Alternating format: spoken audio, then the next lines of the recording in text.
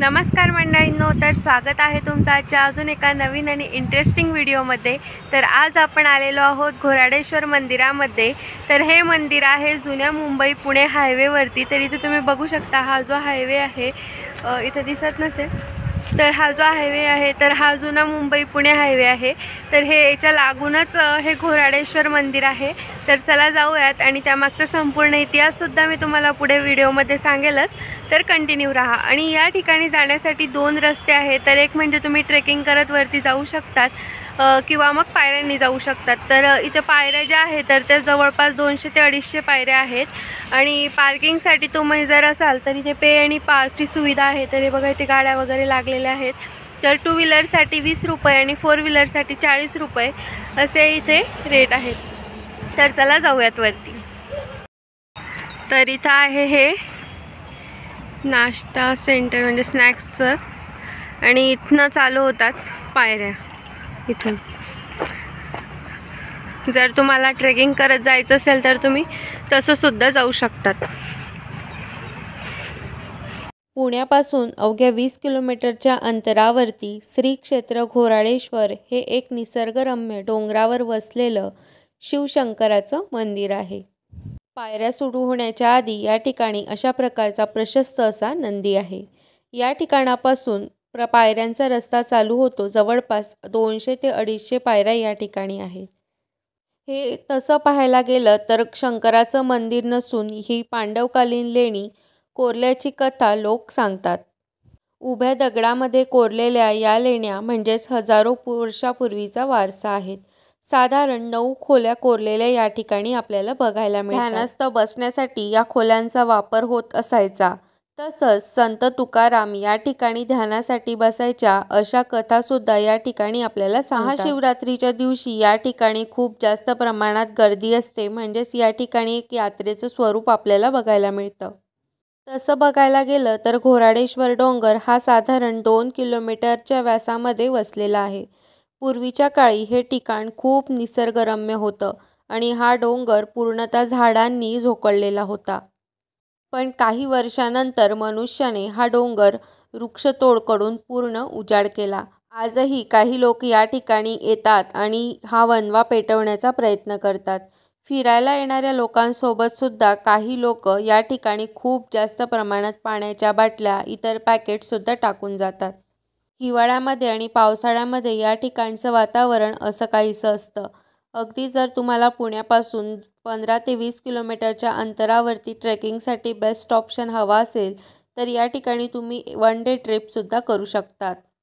तसं बघायला गेलं तर ही लेणी समुद्र सपाटीपासून जवळपास 450 ते 500 मीटर उंच असलेल्या या घोराडेश्वर डोंगरावर आहे। ही लेणी बौद्धकालीन लेणी असून त्यासोबतच मंदिराच्या सगळ्यात वरच्या भागाला शिव मंदिर सुद्धा आहे। तसंच याला म्हणून घोराडेश्वर असं नाव देण्यात आलं आहे। तसंच वरच्या भागाला एक चैत्यगृह आणि विहार सुद्धा आहे। यांची रचना साधी नसून थोडंसं या ठिकाणी नक्षीकाम सुद्धा करण्यात आलेलं आहे। एका विहारामध्ये विठ्ठल रखुमाईच्या मूर्ती अलीकडच्या काळामध्ये सुद्धा बसवण्यात आल्या आहेत।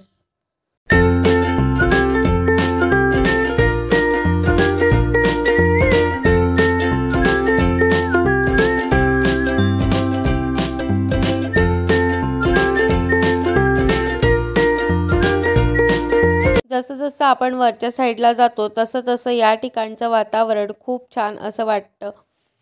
हा ट्रेक करण्यासाठी जवळपास 25 ते 30 मिनटं लागतात। जर तुम्ही थोडे थांबत गेले किंवा एकदम फास्ट गेले तर 20 मिनटामध्ये सुद्धा तुम्ही वरती जाऊ शकतात। अशा प्रकारच्या या ठिकाणी थोड्याशा सुरुवातीला चांगल्या पायऱ्या आणि नंतर अशा काहीशा पायऱ्या ज्या आहेत तर त्या आहेत थोड्याशा तुटलेल्या वगैरे आहेत। आणि तसं पाहायला गेलं तर हा ट्रेक थोडासा इझी वाटतो स्टार्टिंगला, पण जेव्हा आपण रिॲलिटीमध्ये चढायला लागतो तर तेव्हा खूप जास्त असा दम लागतो। आणि या ठिकाणी तुम्ही बघू शकता, हे जे वरती दिसतंय तर हे या ठिकाणी आपल्याला जायचं आहे। हा ट्रेक जवळपास 2 ते 3 किलोमीटर अंतराचा आहे।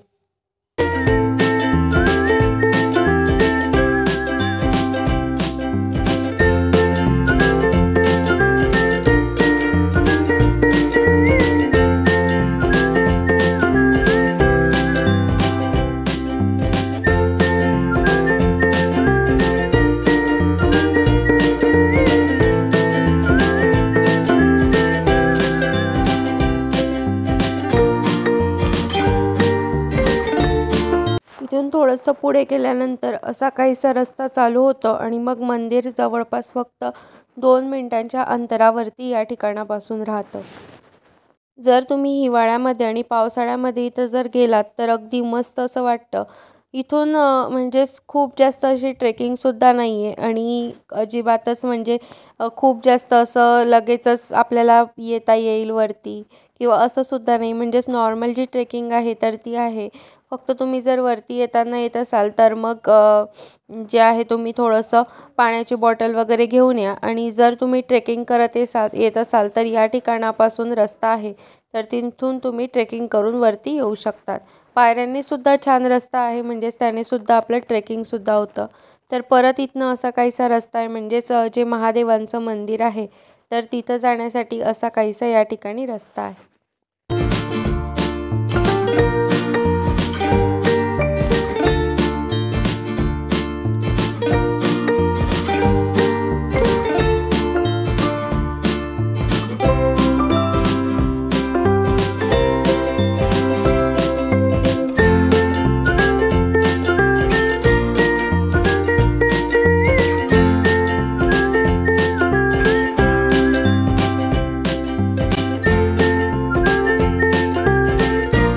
तर हे आहे महादेवांचं मंदिर. जसं की महादेवांच्या मंदिराच्या बाहेर कायम नंदी असतोच, तर इथं छान असा नंदीसुद्धा आहे. तर आता नंदींचं छान असं दर्शन घेऊन आपण मंदिरामध्ये जाऊयात. महादेवाच्या पिंडीचं सुद्धा दर्शन घेणार आहोत. तर इथं कुठल्याही प्रकारचा लाईट वगैरे नाही, म्हणजेच खूप जास्त असा अंधारसुद्धा होता. मंदिरामध्ये शंकर महादेवांची छान मोठी प्रशस्त अशी पिंडसुद्धा आहे आणि तिथं त्रिशूलसुद्धा आहे. तर इथं बघू शकता आणि खूप छान थंड असं वाटत होतं इथं, कारण पूर्ण जे आहे तर ते दगडी बांधकाम आहे. म्हणजेच ही पांडवकालीन लेणी असून ती पहिले सुरुवातीपासूनच असं आहे की म्हणजेच दगडाचं वगैरे बांधकाम पूर्ण असं. तर इथं तुम्ही बघू शकता अशा प्रकारच्या खोल्यासुद्धा या ठिकाणी आहेत, पण त्या काय आहेत तर ते काही माहीत नाही. आणि जसं की मी तुम्हाला व्हिडिओच्या सुरुवातीला सांगितलं की या ठिकाणी बौद्धकालीन लेणी आहेत, तर अशा प्रकारचे जे आहे तर लेणी असतात. तर इथं असं रांजण खडके ज्या प्रकारे असतात तसंच या ठिकाणी सुद्धा आहे आणि त्या ठिकाणी थोडंसं पाणीसुद्धा होतं. आणि थोडंसं पुढे गेल्यानंतर म्हणजेच इकडनं थोडंसं पुढे गेल्यानंतर लगेचच जे आहे तर अजून एक मंदिर लागतं. पण या ठिकाणचा जो रस्ता आहे तर तो थोडासा किचकट आहे, त्यामुळे प्रत्येकजण म्हणजेच थोडंसं जर तुम्हाला खूप जास्त अशी ट्रेकिंगची सवय वगैरे असेल तरच तुम्ही या ठिकाणापासून पुढे जा, कारण की अगदी छोटीशी वाट आहे त्या ठिकाणापासून पुढे गेल्यानंतर. पण इथून पण खूप छान असं दिसतं. पुढे फक्त एक छोटंसं मंदिर आहे, ते कसलं मंदिर आहे ते मलासुद्धा माहीत नाही, पण तिथला जो रस्ता आहे तो थोडासा किचकट आहे.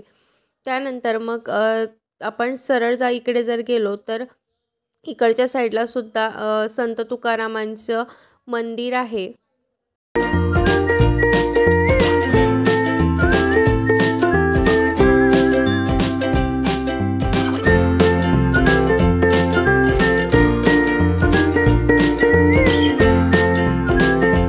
परत या ठिकाणी जवळपास 15 ते 20 पायऱ्या आहेत आणि 15 ते 20 पायऱ्या चढून गेल्यानंतर आपल्याला संत तुकाराम महाराजांचं दर्शन होतं.